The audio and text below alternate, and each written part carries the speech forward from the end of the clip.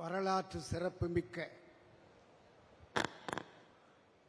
பொதுக்குழு கூட்டத்திற்கு வருகை தந்து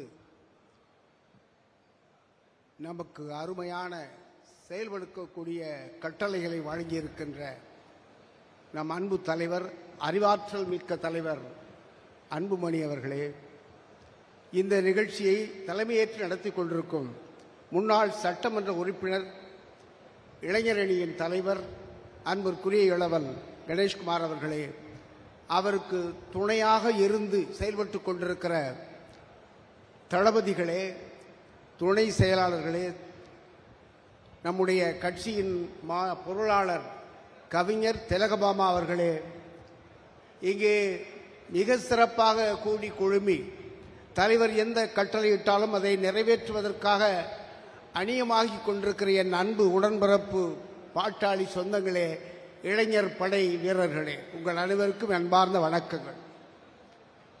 10 கட்டளைகளை நமக்கு வழங்கி இருக்கிறார்கள் நம் பாசமிகு தலைவர் அவர்கள். 10 கட்டளை என்றால் சிலருக்கு தெரியும்.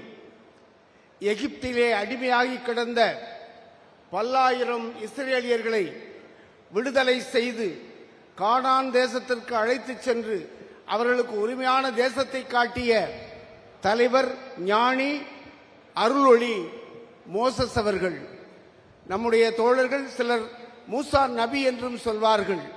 அப்படிப்பட்ட மோசஸ் அவர்கள் அந்த இஸ்ரேலியர்களை, அடிமைப்பட்டு கிடந்த இஸ்ரேலியர்களை விடுவித்து ஒரு உரிமை நாட்டிற்கு அழைத்து செல்வது போல் நம்மையெல்லாம் நம்முடைய உரிமைகளை உணர்ந்து, நம்முடைய கடமைகளை உணர்ந்து நம்மை நாமே விடுவித்துக் கொள்கிற இந்த அரசியல் போராட்டத்திலே நாம் எல்லாம் வெற்றி பெறுவதற்காக நமக்கு தலைவர் அவர்கள் 10 கட்டளைகளை வழங்கி இருக்கிறார்கள்.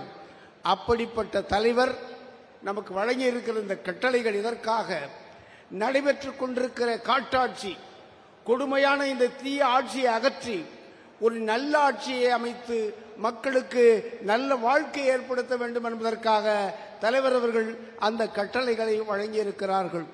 எனவே அன்பார்ந்த தோழர்களே, படை வீரர்களே, நீங்கள் எல்லாம் இந்த கட்டளைகளை ஏற்று வருகிற சட்டமன்ற தேர்தலிலே இந்த ஓடுகாலிகளை, இந்த உண்மத்தர்களை, இந்த உளுத்தர்களை ஓங்கோலுக்கு விரட்டி அடிக்க வேண்டும் உங்களை அன்போடு கேட்டுக்கொள்கிறேன். எதற்கு ஓங்கோல்?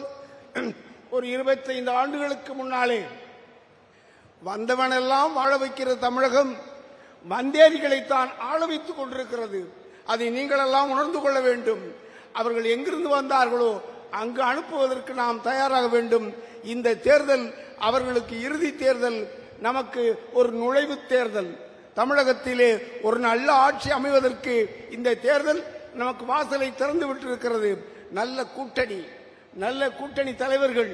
எனவே அன்பார்ந்த தோழர்களே, இந்த தேர்தலிலே நாம் ஒற்றை இலக்கு, ஒரு சிங்கிள் அஜெண்டா, திமுக ஆட்சியை அப்புறப்படுத்துவது, திமுக ஆட்சியாளர்களை ஓங்கோலுக்கு அனுப்பி வைப்பது, தமிழக ஆட்சி கட்டிலிருந்து அவர்களை அகற்றுகிற ஒரே ஒரு ஒற்றை இலக்கை நீங்கள் மனதிலே கொண்டு இந்த கட்டளைகளை எல்லாம் செயல்படுத்தி வருகிற தேர்தலிலே நீங்கள் பாட்டாளி மக்கள் கட்சியின் தலைமையிலே அந்த வெற்றியை ஈட்டி தமிழகத்திலே ஒரு நல்ல ஆட்சி அமைப்பதற்கு நீங்கள் எல்லாம் உழைப்பெடுக்க வேண்டுமாய் அன்போடு கேட்டுக்கொள்கிறேன். எனவே உழைப்போம், வெல்வோம். தேர்தலிலே நம்முடைய ஆற்றலை காட்டி நல்லாட்சி அமைப்போம். நன்றி, வணக்கம்.